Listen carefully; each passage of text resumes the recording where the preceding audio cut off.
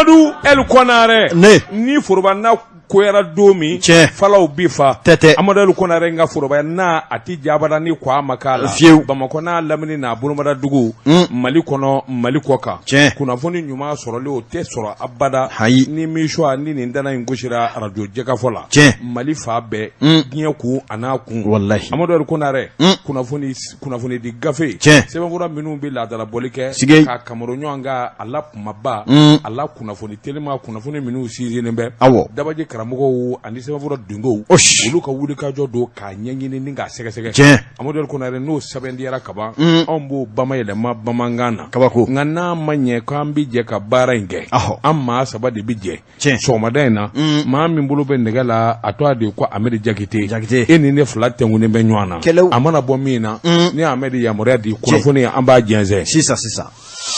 Jeka pip Ramon de Batuna namu senkele mi me sotigi ni luanse faraka bonywana o yaga sojuru yi akana siga o sara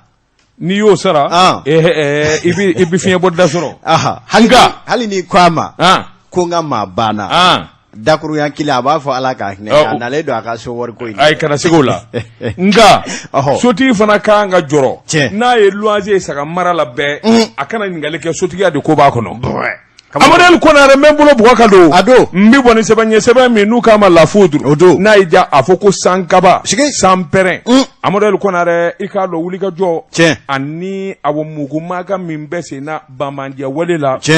Mali fanta nani bele jilena Amadu El Konare jamana donga ngu hakili sigi ninga jetemineke tasuma min dale dula ani kamana gwa mi bula ode keleme kubla ni wulika jo kuraina wulika jo yin akundu de dore jamana donga sira fama ukasira mo jaka tige ode la ambe katwala walma anza go bisoro bamanji ukake wale kembo ye ukode mako kamikazi wale ikado akeba doye Ibrahima Ibrahima Jallo ikado katika ufe odongo wulika jo mimbulo dara kata ka foki fi kata Mali soraso ere ninju babiyoro mi kibiti iburuka Amadu El Konare kado yera fashuwa dayo yi sebene kala ko ama bomina anakella kalifanye tariku ani nyemana bolo olu na fo dondo kama le dominena ikama de kama le via fladu fladje ere do koy atwa de ko Ibrahima Jallo ko ngwani nge aya nyini ka bi yolo aya nyini ka bi koda aya nyini ka bi buli kabini ye ina do ka fo nin kamikazi wale ngunyi ko labene nyi nga ko chejugu ba sebane kala ko akoni ko ta ka laje mi nye katika ufe Mali sorasu yere ninjuru ba de be kati wallahi ni ye katita ka laje Allah sogulembe kulu ni nyanje abe ba ko galaka dala ika wuli ka fo ibita do ni sorasu kulu bayna ki be ni nywana chenike Amadu El Konare kado yera fashuya no te mashi sika ke nga mi ngoni nya hakilina uye ani ko baraka nyedon katiba de masina yere jekulu jugu ba de mi be no lu ko nga barate dore mafa ko ikado olu de ka ke waledo umada sabula minye kuna foni chamanye obaraka yolo ikado kuna foni disraw fe sebene kala ko chemi minena so mingele do ala ka fo ko ngoni ale de kunya akomandae la bebe ani ko kejugu ana juru bele jere kumbe Ibrahima Jallo flake aya jira wa anga segasgali kelola ka fo ni labe ngungele do Mali yoro chamandela akunku de dore ikado jigitige ani jamana ere dumbele jele kasira fota ongulu kani laben uni ma min bene do aka Jallo ke ka fola Franci de koninyo olu yere de laben bengan gelembu ni Franci ni nyanje sabula ukani digeli nunu ani mugul digeli ani kisati digeli ani marfa nali ani marfa u ikadon olu nani Franci de bene bela jile labe dugu do be Burkina Faso u be entraînement ke aku ye wati jange ningo digeli de la Franci koni bara ku dige tugo me abu dige Burkina Faso uklale digewula usorola kanangi nyininga gawo yan van ve usorola kalabe ka gawo ka do mini minga ngata fami boda mina bele jile taro orola doni imitation esa annafolo amarfa akise français de aduma la ilaha wala quwwata olu ni français ayra de niveau fla de bu ni nyo nge abaraka ni voske skele koloyi olu ni français to abu ikado to kan di flaka kan wele ti foyo o demanda ko a ko wulikajɔ bolo kan min ye Faransi kɔni ye a nafolo kasabi bɛɛ lajɛlen bi Faransi de kan Faransi y'a juru la k'a fɔ Mali kelen bɛ ka maloya min ta k'olu sɛgɛrɛ farafinna Mali ye hakilina min ta k'olu sɛgɛrɛ jango sɔrɔsikɛ min bi fanga na n'o ye Asimi Goyita ye n'o ka fanga yɛrɛ de ma bin n'o ka fanga ma wuli ka bɔ Mali kunna olu Faransikaw olu tun segi sɔrɔ Mali la sabula olu tun bi fɛn fɔ sɔrɔ n'o ye hɛrɛ ani fiɲɛ bɔda ni nafolo mafɛn ye a bɛɛ lajɛlen tigɛra wa n'u ma wuli ka jɔ fana boloda n'o olu m'u jandu yɛrɛ la farafinna bɛɛ lajɛlen ɲɛ bɛna d'u la Mali ka nin ko in sababu la o de la i k'a dɔn o tuma Faransi sigilen dɛ Faransi ɲinɛnen dɛ saa kalo 12 an ka sigi n'a ye k'a fɔ labɛnjugu ani dabalijugu bɛ sen na Ibrahima Diallo kɔni ale nata tɔ fɔ lahara sabula an bɛ donni minɛ ko bi fiɲɛ bɔda kɔni a n'o cɛ de ka jan sɛbɛnnikɛla ko bingani wale ani dandɛmɛ wale o kɛbaw n'o ye nin kamikaziw ye o kɛbaw n'o ye jahadimaw ye o kɛbaw n'o ye abɔninji yɛrɛ jɛkulujugu ye n'u faralen don ɲɔgɔn kan Faransi ka labɛn kɔnɔ sɛbɛnnikɛla ko i k'a dɔn an kɔni bɛ mɛn k'u kɛlɛ nka siga kɔni tɛ min na sebaya an n'o cɛ man jan bilen nin kun ye sɛbɛn ye an ye min bɔ lafuturu kɔnɔ Esi Sogoba ale ka sɛbɛn don karamɔgɔ Daba Tunkara ne bɛ dɛgɛ don teliya la kunnafoni di sɛbɛn l'histoire de Bamako El Hadji Mamadou Gaba badabada Gaba nin y'a ka sɛbɛn ye ko nin ko in bɛɛ lajɛlen b'a la ka munumunu ko min nɔfɛ tigilaka minnu bɛ yen n'olu bɛ ka fanga jaso n'a b'u bolo i k'a dɔn olu nana sɔrɔ ko kolonba minnu kolokololen don an ka jamana kɔnɔ ni politiki maa si ma se ka i k'a dɔn kala don ɲinɔ ka bɛn n'a ye i k'a dɔn u n'ale don min yuguba kabi lawale i delila k'a fɔ dugutigiden maa t'o kɛ ni ka i sigi o dugu kelen nɔ ten gansan a ko min bɛ tali kɛ waati min na Ibrahim Boubacar Keita bɛna Mali faga la ni maa min tun y'a fɔ ko a b'i dɛsɛ k'i sigi fɔ ka ɲɛji jigin wara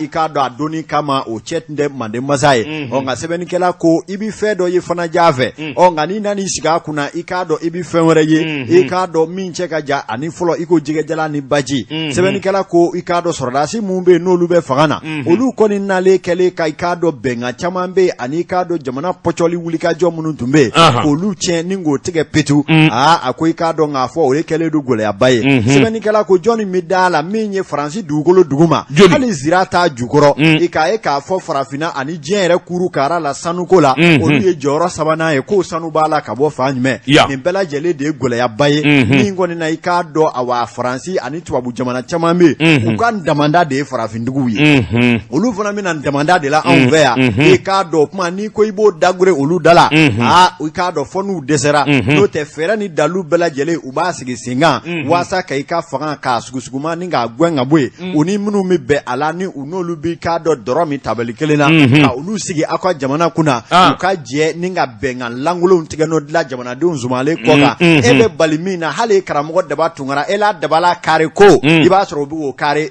feere e ɲɛnɛ ma sɛbɛnnikɛla ko nin ne kɛlen don gɛlɛyaba ye gɛlɛya min na i k'a dɔn Asimi sili fanga la bi ani fɛn bɛɛ lajɛlen ka gɛlɛn ninnu ni u jɛɲɔgɔnw ma o de kama min ye i k'a dɔn transition bɛna kuncɛ fɛn min na ni o ye k'a dɔn kalata ye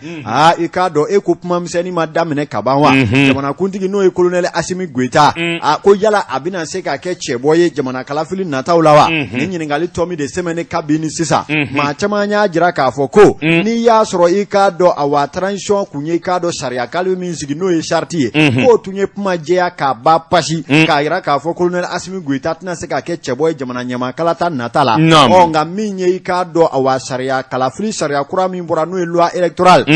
karamɔgɔ Daba Tunkara ko o kɔni nana sigasiga de don maliden caman dusukun na dɛ sabula fɛn dɔw bɛ o kɔnɔ ani bayɛlɛma dɔw donna o kɔnɔ maa dɔw kɔni y'a jira k'a fɔ i k'a dɔn nin tɛ ko wɛrɛ ye koyi fɛɛrɛ bɛɛ lajɛlen de b'a la ka ɲini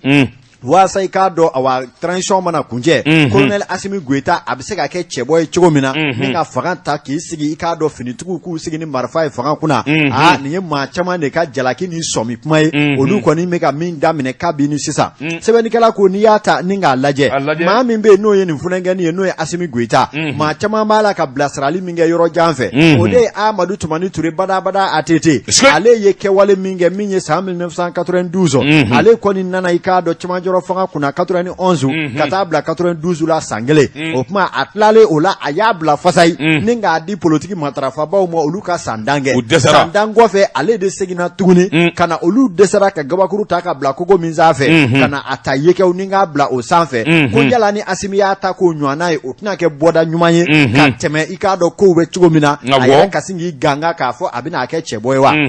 sɛbɛnnikɛla ko i k'a dɔn nin ye bilasirali ye nka min bɛ ka maaw gan o kama na a ko Mali kɔni ye jamana ɲɛmaa sɔrɔ kabi Mali kɛra Mali ye nka jamana ɲɛmaa min bɛ yen n'a bɛ k'i sigi i b'a fɔ heyi i b'a fɔ hayi i bɛ cu fɔ i bɛ ca fɔ a tɛ kuma a ka hakilina tɛ fɔ i k'a dɔn k'o de kɛlen colonel Asimi Goyita ye a yɛrɛ ka kumabaliya in de kɛlen don ka maaw gan i kama na n'i y'a mɛn karisa kota a kota ni a ye dɔ de fɔ n'a ma fɛn fɔ yala mun de bɛ Asimi yɛrɛ kɔnɔ i k'a dɔn kalata nataw la i k'a dɔn maa si kelen tɛ kɛ Ala ye bi k'o dɔn bɛɛ lajɛlen b'a la ka i ka buruni ta k'o fiyɛ min bɛ taa min ji min sira fɛ o b'o fɔ nka Asimi yɛrɛ ka kumakan ma mɛn maa si fɛ hali kunnafonidolaw selon les sources concordantes walima les sources généralement bien introduites aw si tɛ ka se ka fɛn o kuma o de kɛlen don gɛlɛyaba ye nka maa minnu bɛ yen n'olu sɔmi ka jan n'olu hakili juru ka jan olu caman ko u bɛ min kɔni laɲini o ye n'a sera ka Amadu Tumani Ture ta ɲɔgɔnna kɛ i k'a dɔn k'o bɛna kɛ bɔda ɲuman ye wa bɛna kɔrɔta o la sabula min ye a sera ka jamanaden caman kɔni la wa kunkolo la sɔrɔ k'a kɛ ni i k'a dɔn wulikajɔ minnu b'a la ka kɛ armée la ani jamana yɛrɛ bɛ cɛkisɛya min nɔfɛ Mali ka kɛ Mali ye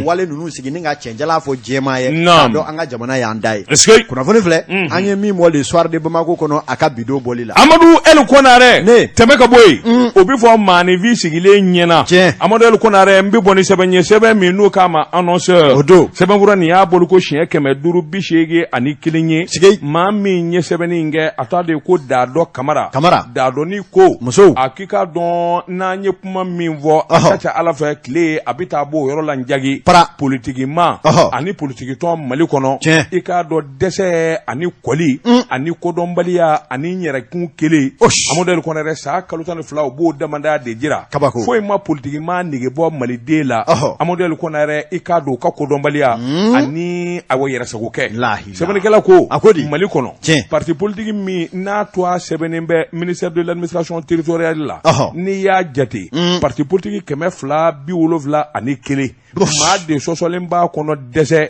Amadu El Konaré k'a dɔn maa kalannen ani maa kɔdɔnnen nka ni maa o maa ko ni politique dulɔkiba don Amadu El Konaré i k'a dɔn ta kɛra fasa i ye duwakun dɛmɛnen i k'a dɔn k'a sɛrɛ i ye i ka da la danganiya politikimaw u ka kɔnɔsu kolenya an'u ka kodɔnbaliya ani mɔgɔ tɛ jamana yɛrɛ la ɲɛrɛkun kelen kɔ Amadu El Konaré u y'o da kɛnɛ kan tuguni a ko duwakun dɛmɛnen ministère de l'administration territoriale o ye tabale gosi i k'a dɔn jamana in tɛ jɔ maa si kɔ politikimaw aw de ka mankan ka ca aw de ka kɔrɔbɔli ka ca aw de ka kɔrɔfɔli yɛrɛ ka ca aw de fanga ɲinina ye fanga de ka di aw ye o kuma jamana bara ka taa dɔndɔni jɛkulu dɔ sigira sen kan u ko min ma EJ ye jɛkulu ye min bɛ n'i wakili don ayiwa votew kɛcogo a labɛn ani vote yɛrɛ kan ka taa taabolo min fɛ waasa bɛɛ lajɛlen ka sɔn maa min mana taa ka kɛ masakɛ ye i k'a dɔn ɲaami ni awa kɛrɛfɛden min b'a la bɛɛ lajɛlen ka ban pewu o kuma bɛɛ lajɛlen ka na a ye na hakilina ye min ye a n'a ka taabolo ye min ye a bɛ min ni min nɔfɛ o ɲɛ ka fɔ Amadu El Konaré k'a dɔn kuma da ye nin ye dɛ ministre administration territoriale maa min n'u farala ɲɔgɔn kan a ye kɔrɔfɔ bɔ k'a bin a ko a filɛ nin ye o EJ dun ye jɛkulu min ye a tilala a tilacogo i k'a dɔn parti politigiw maa naani bɛ bɔ aw ka fan fɛ ka na sigi jɛkulu in kɔnɔ i k'a dɔn u da ka don jamana jɔ kuma na hakilinaw ni taabolo minnu kan ka ta bɛɛ lajɛlen k'i hakili jagabɔ ɲɔgɔn fɛ o tuma a ye maa naani tɔgɔ d'a ma an k'o ta nin parti politique 271 a kɛra Ala farankɛ dɔw wulila ka ɲɔgɔn ka dɔkiba kan minɛ i tɛ taa e de bɛ taa aw tɛ bɔ a la aw tɛ k'a ye Amadu El Konaré k'a dɔn ka tile bɛɛ lajɛlen ban maa kelen de ye min sera ka hakili ɲuman sɔrɔ a y'a fɔ karisa ni karisa ka taa walima a y'a kɛ nin kɛcogo in na maa kelen tɛ nin jɛkulu in na min sera ka hakili ɲuman sɔrɔ politikimaw la jamana kama sɛbɛnnikɛla ko jamana kungo la yalima a ka kan wa bɛɛ lajɛlen ko ne yɛrɛ kelen Amadu El Konaré k'a dɔn o mana don diɲɛ fɛn o fɛn i b'a dɔn o ye fɛn tiɲɛnen a ko ka sɔrɔ ko ninnu ka nɔgɔ nɔgɔya da don parti politique dɔw faralen bɛ ɲɔgɔn kan kulu ni kulu misali politique kulu dɔ bɛ yen u k'a ma ko FSD awɔ olu ye parti politique ye minnu ni olu kun ye EPM ye minnu kun bɛ territoire minnu kun bɛ kɛra ka jamana mara olu de ni Ibrahim Boubacar Keïta a parti politique ka ca olu kun kan ka fara ɲɔgɔn kan k'a fɔ anw bɛ maa kelen di i ye tɔgɔ min fɔ o jɛkulu fana kun kan ka fɔ anw bɛ maa kelen di nka bɛɛ lajɛlen miiri bi i yɛrɛ kelen de la maa kɛmɛ maaw dun ye nin fɔ dɛ ko ni maa 4 min dilen parti politique ma k'a tɛ sɔrɔ cogo si la surasiw de bi diyagoya sa b'u bolo si dɔw de la k'olu ka na n'u yɛrɛ dama ma bɛn a la bon mais min f'i ye walima e ka maa 4 fɔ an ye o la dɛ maa ladiri 4 fɔ parti politique ninnu na a tɛ n karamɔgɔ hali kelen ni ko parti politique e b'a fɔ parti politique ya ni ko n ka maa 4 ta jamana kɔnɔ n b'o dɔn ayi a bɛ taa parti politique de la maa bɛ politique la i da tɛ don a la bilen yɛrɛ a bɛ gil'u kɔ sa o o ka gɛlɛn koyi a bɛna k'i ɲɛna o olu de ta don n k'a bɛ u dɛsɛra ka bɛn a bɛ bɛn Emmanuel Konare kabini sɔgɔmada fo ka taa fɔ ayiwa wulada bi ni ka se u ma se ka bɛn ko la aw yɛrɛ dimi kojugu sinna k'a fɔ ten monsieur le ministre a y'a bɛɛ ta dɛ a y'a bɛɛ ta a tɛ t'anw fɛ yen parce que olu ɲɛ b'a la a tɛna k'olu ye a tɛna k'olu ye bilen o tuma a ka tiɲɛ maa si kana ta ja dɔ ka bazin brodele bi dɔ k'a fara ɲina tu as vu les partis politiques tu as vu les hommes politiques au Mali Emmanuel Konare ka dɛsɛ cɛbakɔrɔ damanda ka jɛn n'u ma wele fana ko surasiw y'a kɛ u kɛrɛfɛ n'u welela u ti bɛn a la Emmanuel Konare i k'a dɔn a ko na dilan olu kɔsɔn an na jamana in jɔ o kɔ u n'an datɔ lajɛ Emmanuel Konare sɛbɛnnikɛla ko nin b'a jira k'a fɔ politique tɔn ni politique ma kɔnɔsu kolenya da de y'u ta ye Emmanuel Konare u ta in di jamana ko ye u ta in tɛ maa ko ye ninnu da ye yɛrɛ ko de ye Emmanuel Konare ne yɛrɛbakun bɛ nin dɔn in na n ma fɛn sɔrɔ fɛn ma di ne ma ne k'a de ma fɔ Emmanuel Konare k'a dɔn n'o tɛ ko la o tɛ ko ɲuman ye hali ni a ɲɛsira bɛ maa wɛrɛ bolo fɔ olu de ka na sisan a ka fɔ dɔrɔn ko parti politique bɛɛ ko k'u ka tɔgɔ kelen di ko o bɛna kɛ ministre ye walahi parti politique bɛɛ président b'i tɔgɔ di dɔw bɛ ci su in na mais ça c'est quoi c'est a caman ba depuis 92 ans an bɛ nin ko in na e ma o de la ministre u bɛ taa u bɛ segin a ti jɛ politique mɔgɔw kɔ sa wa e b'a ye denmisɛnnin dɔw bɛ yen minnu galabu ka kɛnɛ olu b'u kɔ nka ministre de gangalen don olu ni u ka kɛta cɛ a ministre in dɔw bɛ hali u tɛ se ka yɛlɛ escalier kan bilen solution t'a la o nin mun ye sɛbɛn ye awɔ an ye min bɔ annonceur kɔnɔ a ka bi bɔli la karamɔgɔ dama tunkara an da o laban ye boli ye kunnafoni sɛbɛn zire min ale ta min ye k'a dɔn Amadu Kojo a ye sɛbɛn kɛ Amadu Kojo ko a bɛɛ n'a ta ni wulikajɔ ma kɛ joona commune D kɔnɔ min ye k'a dɔn k'a fɔ ko awa cakɛda bolofara dɔ bɛ yen u k'a ma ko Soma Yaf ninnu kɔni ka baara de bɛ kɛ tajiko de la kosɛbɛ k'u kɔni bɛ ka mansinbaw ta i k'a dɔn yɔrɔ dɔ sanniko la ka sin k'o dalala bɛɛ lajɛrɛlen décrépissement hali n'i ye feerekɛla ye yɔrɔ b'u ka yɔrɔ la a t'u ka yɔrɔ la le balayement u b'i salo k'i bila kɛrɛfɛ sɛbɛnnikɛla ko n'i y'a mɛn fanga bɛ na nisi ko a mɛn m'a yira n bɛ musikili bɔ parce que k'a d'a ka nafolo dasilen bɛ n kun min ye kunnafoni sɛbɛn zire ko o de ye k'a dɔn Soma Yafu maaw ta ye nin yɔrɔ in na dɛ a ko société Mamadu Yatasayi a bɛ tali kɛ o de la u k'a ma Soma Yafu i k'a dɔn k'a fɔ k'olu kɔni kɛlen don ka u ka nin cakɛda groupe belebeleba nin n'u bɛ tajikow matarafa an ka jamana kɔnɔ i k'a dɔn k'u kɔni kɛlen don ka yɔrɔ dɔ de san yɔrɔ in u ye du dɔ de san i k'a dɔn sira kɛrɛ la RN 27 a bɛ Kulikoro sira de kofɔ min ye k'a dɔn awa hippodrome kɔnɔna la ka ɲɛsin min ye impôt commune D o kɔni masurunya na sɛbɛnnikɛla ko ninnu kɔni ye nin du min san u b'a fɛ de k'a kɛ taji feere yɔrɔ ye n'o ye station ye nka gɛlɛya ma bɔ du sanni na dɛ i k'a dɔn kɛlen don ka du san yɔrɔ hakɛ min bɛ yen n'o ye n ka du sanni kɔnɔ ye maa o maa bɛ yen ko e sigilen don o masurunya na le fuli kan a ye taa ka bɔ yen an tɛ fɛ ka aw ye kɔrɔkɔrɔ la an ka yɔrɔ sanni da la sɛbɛnnikɛla ko nin bɛ se ka kɛ cogo di kibaruya dilen don sɛbɛnnikɛla fɛ cogoya min na a ko i k'a dɔn nin yɔrɔ min sannen don Soma Yafu fɛ min ye i k'a dɔn yɛrɛ dayirimɛna ɲinina misɛnnin maa 3 de 4 boyanko bɛ yen ko min ma commerçant détaillant i k'a dɔn olu maa 4 min b'o yɔrɔ la ye dɔ bɛ yen i k'a dɔn o ye bagan dumuni feerela ye i k'a dɔn muso 2 bɛ yen olu kɔni bɛna guwani dɔ jɔ k'u ka dayirimɛw ɲini wa i k'a dɔn olu kɔni maa 4 min bɛ yen u nana de ka sin ka mansinbaw ta yiriw i k'a dɔn hali guwa minnu bɛ i k'a dɔn so in masurunyana ko ka bela jerele yara ninga ke kiye I b'a fɔ ko mama dele ka kɛ a yɔrɔ la sɛbɛnnikɛla ko olu yɛrɛ ye ɲinini kɛ u ka ɲininiw nana bɔ fɛn jumɛn kan u nana ye k'a fɔ awa hali yiri minnu turulen don ni jamana ka foroba sira don n'a bɛ sira kɛrɛ la n'o ye foroba minɛnw ye a bɛ fɔ min ma espace public u y'o bɛɛ lajɛrɛlen salo ni k'o da k'a yirijuw bɔgɔti ka tɛmɛ n'u yɛrɛ ye i k'a dɔn société Yatasai ko ale ka baara Soma Yafu k'a fɔ ten ale ka baara de ye nin ye sɛbɛnnikɛla ko min ye Sheikh Umaru Yatasai ale ye na kɛ ko in yɛrɛ bɛɛ lajɛrɛlen ɲɛmaaba ye min ye i k'a dɔn k'a fɔ délégué dɔ b'a bolo min jɔ a ko Bɔkari Sangare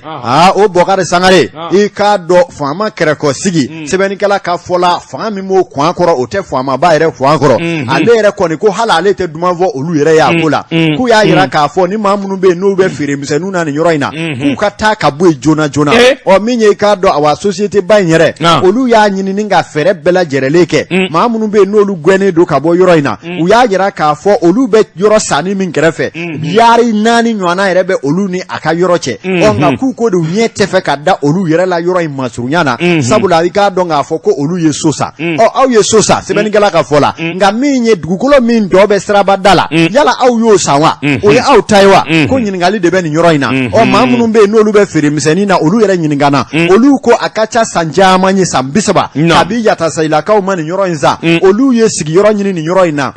tiɲɛ don olu y'u yɛrɛ déclarer mairie la nin y'o san 2 ye nka u bɛ yɔrɔ in na a bɛ san 30 bɔ mairie ye danganaya min di nka mairie ye bɛnkan min fɔ mairie ko aw bɛ sigi yɔrɔ min na dayirimɛ ɲɛrin don nka ni jamana mako jɔra a la k'a fɔ dɔ bɛ fara sira fiyɛfiyɛ kan don o don aw bɛ wuli ka bɔ yen kuma t'a la u ko u sɔnna o ma min ye jamana mako ma se yɔrɔ ma fɔ jamanaden wɛrɛ nafolobatigi dɔ kana so dɔ san olu kɛrɛfɛ k'a fɔ u bɛ olu wulukolonguwɛ tilebaguni fɛ k'a sɔrɔ olu tɛ u ka kɛnɛ kan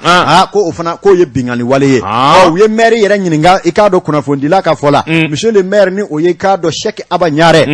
Aba ko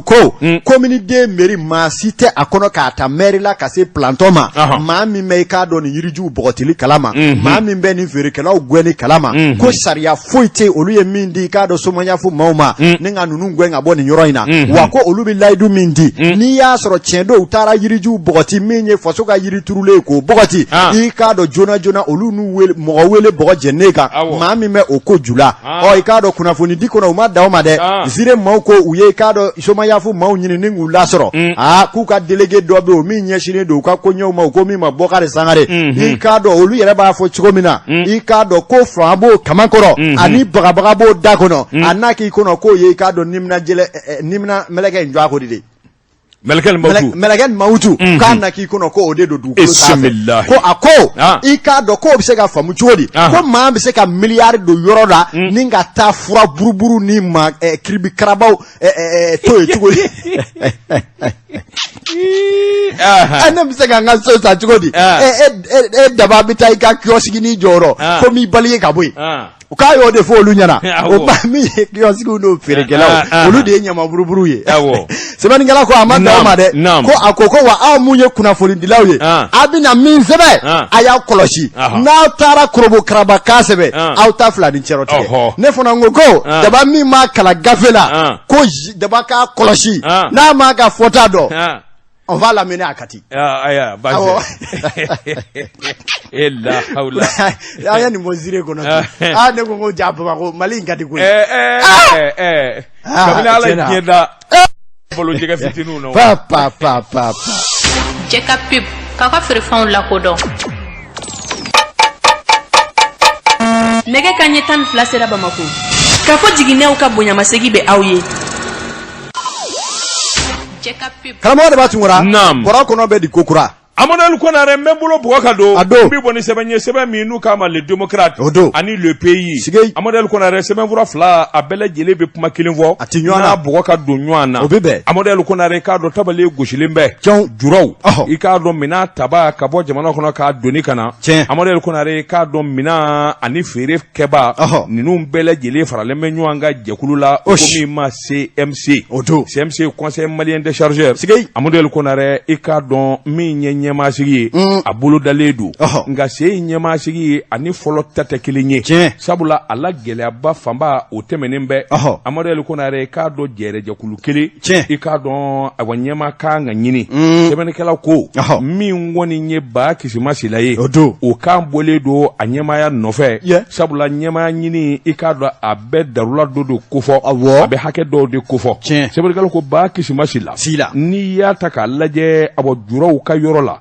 jagokɛlaw mobilibatigiw ani transitaires ka yɔrɔ la jɔnni tɛ ba Kisima dɔn Amadu Ali Konare i k'a dɔn bi ko m'a bila nin baara in na kabini san 2006 ba Kisimasila i k'a dɔn san 14 ale de secrétaire chargé des relations extérieures Amadu Ali Konare k'a dɔn CMC kabini sigi furadama ka n'a bila bi la maa t'a kɔnɔ ko dɔ ka tɛmɛ ba Kisima kan a ye baara caman kɛ ka wulikajɔ caman kɛ biro min n'o tun bɛ yen n'o ye Usumalayi Babalayi i k'a dɔn ayiwa a n'o ye baara kɛ ɲɔgɔn fɛ Amadu Ali Konare a donnama in kama o yɛrɛ b'i kanbɔ don min ba Kisima kun ye candidat ye nka wulikajɔ ani sigikafɔ la kuma nana k'u ni ɲɔgɔn cɛ a ko n jɛna n'a ye e ka tɛmɛ n'a ye o kuma min ye e dɛmɛ ye baara la n'a kɛ ni n yɛrɛ ka waati sera n'an kanbɔ Amadu Ali Konare o tabalen de gosira a ko n'i ye kota k'a lajɛ ba Kisima ka hakilina ye min ye n'ale kɔni kɛra ayiwa CMC a président ye a na wulikajɔ caman kɛ a ye dɔnniyaw ani hakilina kura minnu sɔrɔ a n'a ye baara kɔrɔ minnu kɛ nin bɛɛ lajɛlen bɛna fara ɲɔgɔn kan ka kɛ hakilina kura ye ka kɛ i k'a dɔn a bɔ bolomada kura ye min bɛ se ka to Mali juraw yɛrɛ i k'a dɔn ɲani ni sɛgɛn ani u bɛ degun min sɔrɔ taama na i k'a dɔn minɛn donni ani minɛn tali ka bɔ i k'a dɔn o gundo a n'o dɔnniya minnu b'a bolo a bɛ n'o bɛɛ lajɛlen kɛ hakilina kura ye a k'o fana ma bɔ yen i k'a dɔn cɛkɛda tɛ taa bada sɔrɔ kɔ sɔrɔ dun fana ma kɛ fo kalanw ka kɛ ɲɛdɔn ka kɛ ba Kisima y'a jira k'a fɔ ale hakilina ye fɛn min ye o de Mali juraw i k'a dɔn transitaires ani jagokɛlabaw aw bɛɛ lajɛlen ka fara ɲɔgɔn kan ka kɛ maa kelen ye min kɔni bɛ se k'a to u ka dɛmɛ bɛna jamana ma ba Kisima sɛbɛnnikɛla ko i k'a dɔn san 14 maa bolo bi baara min na o t'i ma dunan ye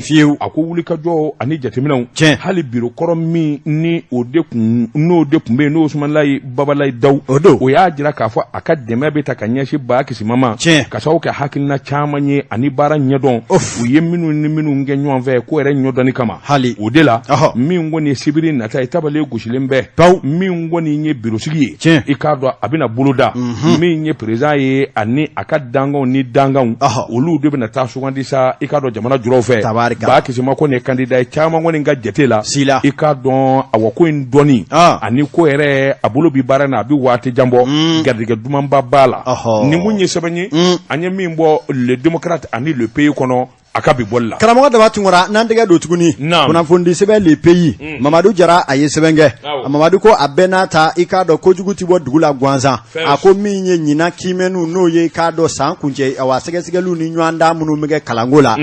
a ko DEF tɛmɛna BT tɛmɛna BAC tɛmɛna a ko min ye maaw ɲinɛnen don kalan sara dɔ kɔ ni o ye l'école de santé l'école de santé ma ko fɔ o ye kɛnɛyaso minnu bɛ yen n'olu fana bɛ maaw kala minnu b'a fɛ ka kɛ dɔgɔtɔrɔ ye a ko i k'a dɔn jaaja i k'a dɔn olu fana bɛ Kolobo kalababa kɔnɔ Kolobo kalaba min bɛ yen ni maa caman ɲɛ tugulen don a kan dɔw ta ye dɔnbaliya ye ani i k'a dɔn ŋaniya juguya yɛrɛ ni nafolo ɲini n ka sanni feere kɛ dɔgɔtɔrɔ sɔrɔla wa a ma sɔrɔ mago t'a la ja i k'a dɔn o fana bɛ i k'a dɔn o de gun kan sɛbɛnnikɛla ko nin ko in dɔnna cogo di min ye san o san maa minnu bɛ yen n'u ka kalan bɛ da sira la walima n'olu yɛrɛ de b'a kanu ka taa dɔgɔtɔrɔya kalan kɛ u t'u co a sɛbɛn lɔgɔliso dɔ de la kalo o kalo walima san o san 600 u bɛ san 3 de kɛ o la i k'a dɔn wa u bɛ ɲɔgɔn tɛntɛn nka san 3nan walima e ka tila pewu k'i ka jɔnjɔ di i ma fɛn dɔ bɛ labɛn o ko min ma examen national o ye foroba kiimɛnni ye jamana co a la min bɛ taa kɛ l'école de santé l'école-den bɛɛ bɛ ɲɔgɔn sɔrɔ o bɛ taa o kiimɛnni ba kɛ ni e tɛmɛna o la sa i k'a dɔn min ye infirmière obstétricienne n'o ye IOT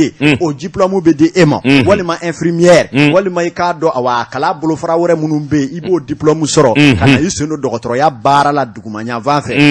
sɛbɛnnikɛla ko ɲinan da in e ko fali ma ye sange kɔrɔ de k'a sabu kɛ mun ye jaaja lɔgɔliso camanba de bɛ minnu ye k'a dɔn nafolo ɲininaw ni mercenaires ni tɔnjɔnw ni taɲininaw olu kɛlen don ka taa i k'a dɔn soni dɔw jɔ finɛndirinin dɔw la ni ka plakinin k'u la k'olu fana ye lɔgɔliden santé ye u bɛ denmansaw nɛgɛ i k'a dɔn publicité baw bi kɛ e bɛna i den de cogoya sɛbɛ san fɔlɔ u b'a la passer san filanan u b'a la passer san sabanan a bɛna examen kɛ yɔrɔ in na jamana bɛna a ye k'a fɔ lɔgɔliso min yɛrɛ bɛ yen ko e den b'o la k'o nalen examen na o lɔgɔli yɛrɛ tɛ Mali gafe si kɔnɔ c'est pas une école de santé reconnue au Mali. Sɛbɛnnikɛla ko jaaja nin bɛ san damadɔ bɔ u bɛ nin baara in na nka Guinée baara o baara n'i b'a la u bɛ sɔɔri sira dɔw kɛ a la walasa k'a kɔ dogo min ye i k'a dɔn minisiriso min yɛrɛ ɲɛsinnen don sanfɛ kalanso ma olu ka direction bolofara min bɛ yen olu de nana sa k'u makan suma u dɛsɛlen ninnu na haraba u bɛ nafolo ɲini na ni minisiriso k'u bɛ n'u ɲɛɲini yan fɛ u bɛ na u yɛrɛ mɛriw yan fɛ minisiriso fana y'i makan suma min ye i k'a dɔn awa examen baaraw yɛrɛ dayɛlɛlen ka sin ka sɛgɛsɛgɛkɛlaw bila ka sin ka na don lɔgɔliso kilasi kelen wo kelen kɔnɔ fanda jara ni lɔgɔliso in na i la lɔgɔliso tɛ sariya la kɛnɛma examen salle kɔnɔ Burama Jara i bɔra école de santé in na i ka lɔgɔli de santé INF16 a tɛ sariya kɔnɔ kɛnɛma examen dayɛlɛ don dɛ a lɔgɔliso fɛn o fɛn bɛ yen k'u cogoya tɛ gouvernement ko sariya t'u bolo k'a bɛɛ lɔgɔliden gɛn kelen ka bɔ i k'a dɔn sali kɔnɔ sɛbɛnnikɛla k'o yɔrɔ kɔni na i k'a dɔn k'a fɔ da wulila sonkala ma ye lɔgɔlidenw wulila ka fa bɛɛ lajɛlen kɛ senɔ ye min ye minisiriso kɔni ko u ye lisi bɔ ni k'a da lɔgɔliso belebele 8 olu de taara ye minnu ye kalo yɛrɛ tigɛlen ye lɔgɔliden santé ya la u tɔgɔ bɛ yan lɔgɔliso fɔlɔ o ye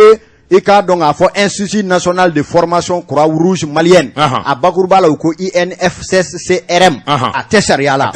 l'école de santé Kala de Bagineda SKB a tɛ sariya la l'école de santé Ba Aminata Dugure SBAD a tɛ sariya la l'école de formation des agents de santé EFAS a tɛ sariya la l'école de santé Bakari Diakité SBAC a tɛ sariya la l'école privée de santé de Fana EPSF a tɛ sariya la l'école de santé Mariam Jara ESMD a tɛ sariya la l'école privée de santé Univers Santé EPSUS a tɛ sariya la e daba Mamutu n'a fɛn o fɛn muso ye ni lɔgɔliw kɛ c'est pas des diplôme t'a bolo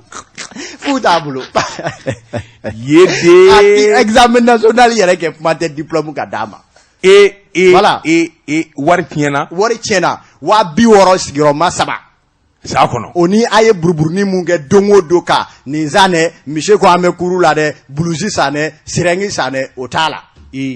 l'argent jeté par la fenêtre eh bien bien sûr voilà mais Amadu Konare jamana in bɛ laban nin de la c'est-à-dire que kojugu ti bɔ dugu la gansan c'est ce qu'il faut voilà merci sɛbɛnnikɛla ko kabi kuma in kɛra maaw je jalaki fɔlɔ min bi o ye k'a fɔ mun de la minisiriso ye ninnu to u ka sa kuru kɛ examen salle kɔnɔ ka t'u gɛn kunnafonidilaw taara directeur national ɲininka o yɔrɔnin bɛɛ o ni a ka danga dɔ bɛ yen ko Na Tarawele olu ko san o san lɔgɔli tuma ta u bɛ nin kɛlɛ kɛ nka lɔgɔli privé i k'a dɔn sariyanda ninnu bɛ mun kɛ i k'a dɔn u bɛ premier cycle diplôme yamaruya de ɲini n'i ye premier cycle yamaruya di u ma u bɛ sin k'u to la ka so wɛrɛw de jɔjɔ dɔrɔn ka sin ka supérieur n'o ye université ye k'aw durusi a la o tuma ka sin k'u dogo k'o kɛ mais ni ye examen waati ma se ni e daba ka lɔgɔliso dɔnnen don ko bɛɛ b'a dɔn sariya bɛɛ b'e bolo u bɛ t'u mɛri e mɛri la walima e ka ɲɛmaa dɔ mɛri la ka sin ka t'u ka lɔgɔlidenw to a sɛbɛn État fɛ u bɛ examen national kɛ o réseau belebeleba u bɛ nafolo ni ɲɔsi e fana na ka sɔrɔ ka tɛmɛ a tu komi clinique bɛ cogo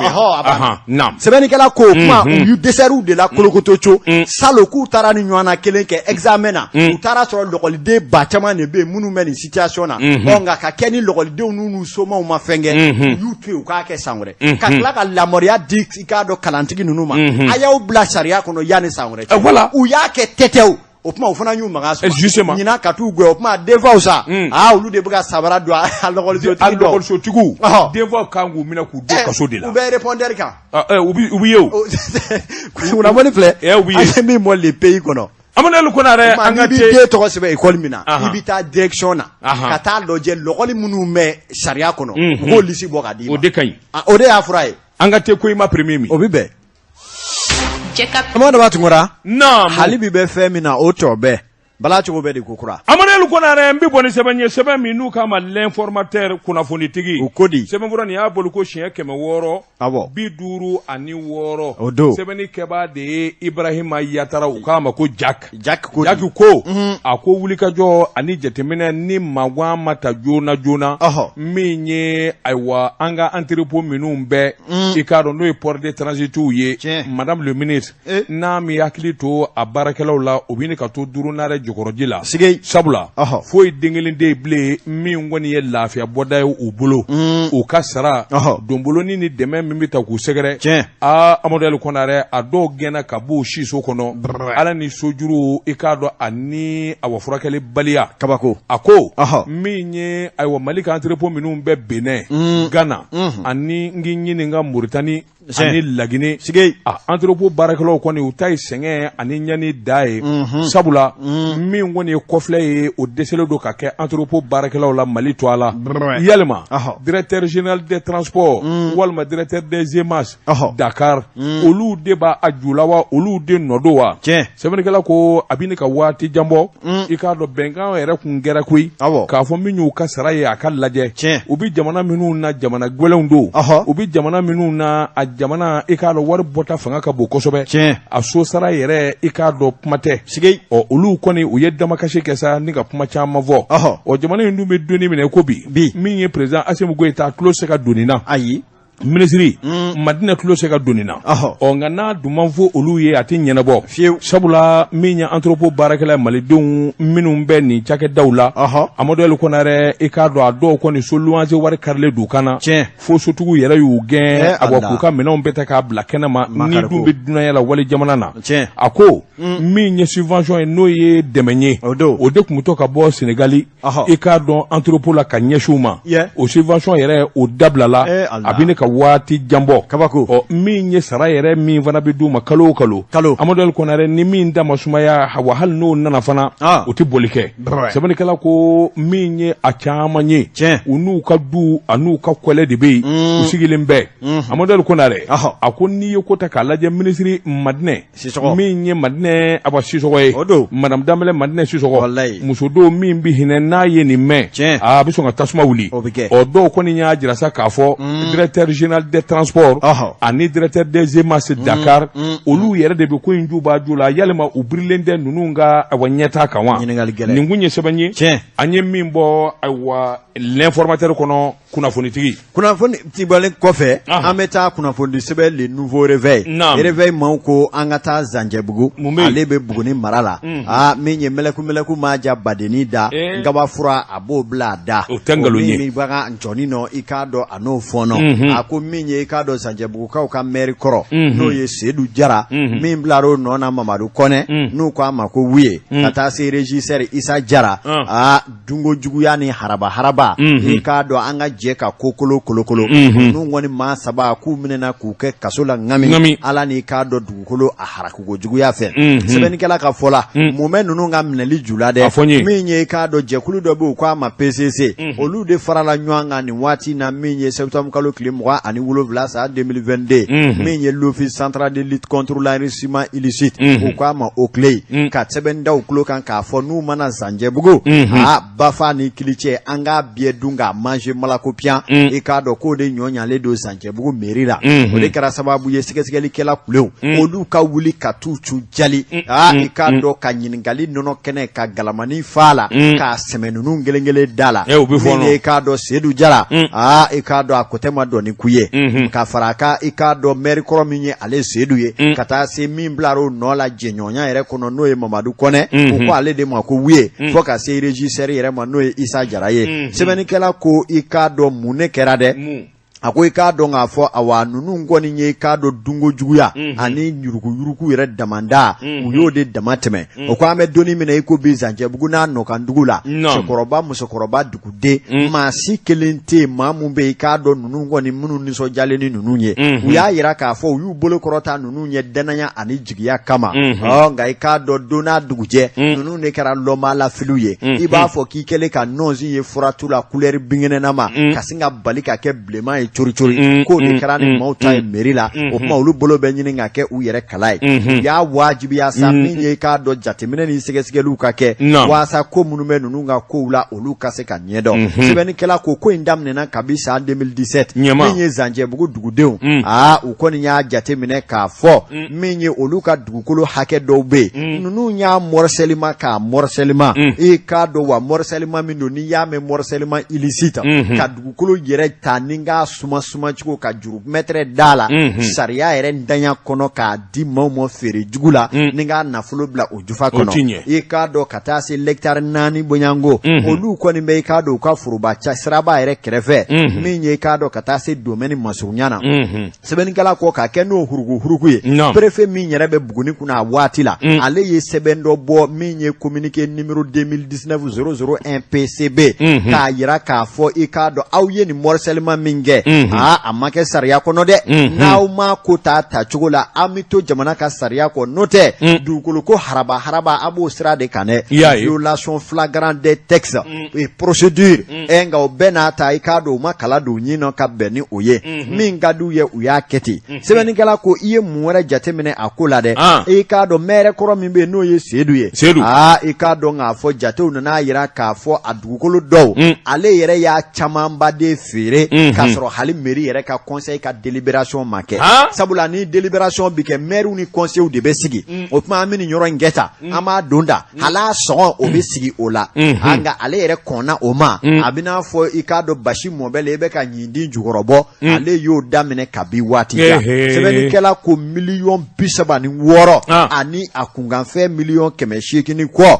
i k'a dɔn k'a fɔ wa u ye o kɔni bɛɛ lajɛlen 800,000 kɔ u y'o haraba k'o dun i k'a dɔn ɲɛma sɔrɔ ko la sɛbɛnnikɛla ko o bɛɛ la ta bɛnkɛra yɔrɔ min kan u ni ɲɔgɔn cɛ k'u bɛ n'o morceler conseil ye min sigi délibération na o ye 15,000 yɔrɔ ka feere o la o y'a sɔrɔ maire yɛrɛ sɛbɛnnikɛla ka fɔ la ale yɛrɛ ye camanba de feere i k'a dɔn 44,000 a kelen k'o bila a ka jufa kɔnɔ k'a ka dɔkiba fa tɛ i k'a dɔn o nafolo mugu la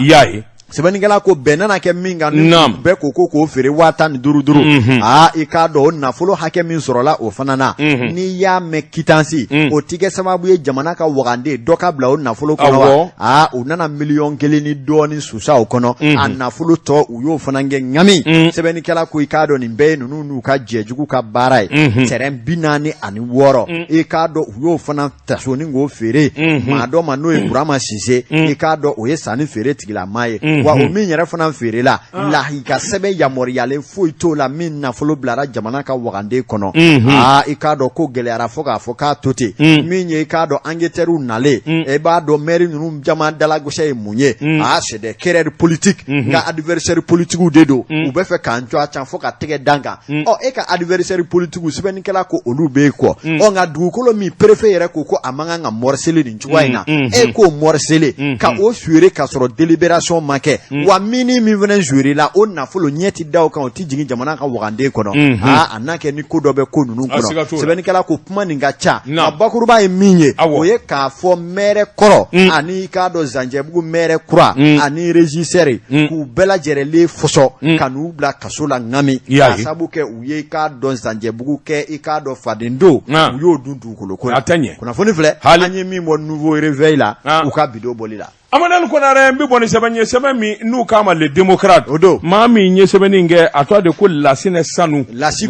ko a ko i k'a dɔn an ka jamana dɔnnikɛbaa dɔ bɛ yen a tɔgɔ ye ko Moribo Gawula Njaye o don Moribo Gawula Njaye i k'a dɔn tariki tigilama don kodɔnnaba don a ye kokɔrɔw dɔn kosɛbɛ a ko nin kamalen i k'a dɔn wulikajɔ bolo kan a yɛrɛ a bɛ ayiwa duguw dɔn min ye sigidaw ye kabini kɛlɛbolo waati fo ka na se bima a bɛɛ jamana in kalasira bɛɛ lajɛlen dɔn n'i y'i jamu kɔni fɔ i k'a dɔn ayiwa i bɔra maa min ni maa min na a bɛ se k'o bɛɛ lajɛlen f'i ye ka n'a jɔ ten canjara sɛbɛnnikɛla ko a ko i k'a dɔn Modibo Gawulanja ye min ye wulikajɔ ni jateminɛ ye a ye nin kalan in sɔrɔ kabini bɛnbanyakaw la ni kana se fo bima sabula min ye jamana tariki dɔnni ye a ko a dɔnni tɛ kɛ abada ɲinini kɔ ɔ kalankɔrɔw tɛmɛnen kɔfɛ a yɛrɛ kelen ye maa ye a ye ɲininiw kɛ ni k'i tɛgɛ da fɛn caman dɔnniyaw ani fɛn caman kisɛ kan sɛbɛnnikɛla ko ni ko gɛlɛyara dɛsɛ maa kɛ min na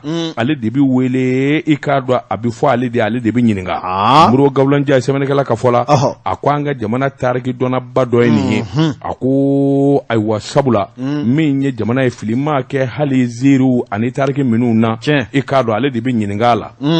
a tɛ taa dugu la a tɛ taa jamana na Amadu Eli Konare n'a bɛ bɔ yen misi 100 bagan 100 n'a m'o gɛn ka tugu ɲɔgɔn na ala ni a bɔ bonyaba dalen don a kan a ko awa min kɔni ye hɔrɔnw ye i k'a dɔn olu kɔni b'a wele sa kalo 12 sɛbɛnnikɛla kɔni y'a jira an bɛ donni min na ko a yɛrɛ kɛn bɛ banna ye misitigi don ka sababu kɛ a mana jigin hɔrɔn kan ni min ka d'a ninko ye n'a deeli o de bɛ d'a ma ninkun ye sɛbɛn ye an ye min bɔ le démocrate kɔnɔ ka bi bɔli la karamɔgɔ de b'a tun kɔrɔ waati n'a ka waati a dafara bi taa an b'a bila a communiqué tellement bɛ yan min ye k'a dɔn awa Bamakɔ yɛrɛ maire ko b'a da Bamakɔkaw tulo kan ko min ye caniveau dɔ labɔli baaraw bɛna kɛ kuma min ye o kama i k'a dɔn cogo caba dɔw bɛna bila sira dɔw la Sotibakaw fɛ yen min ye k'a dɔn awa baara ninnu hukumu kɔnɔ sira kuraw kɔni ni déviation bɛna kɛ k'u b'a ɲini maaw fɛ u ka se k'o déviation ninnu matarafa min ye k'a dɔn awa Burama Daɲɔn ale fana ka san yɛlɛma ko bilalen don utikalo tile 7 kan a bɛ kɛ fala kɔnɔ o bɛ kɛ joyilakaw olu fɛ k'u wele bilalen don bɛɛ lajɛlen ma o fana kɛnɛ kan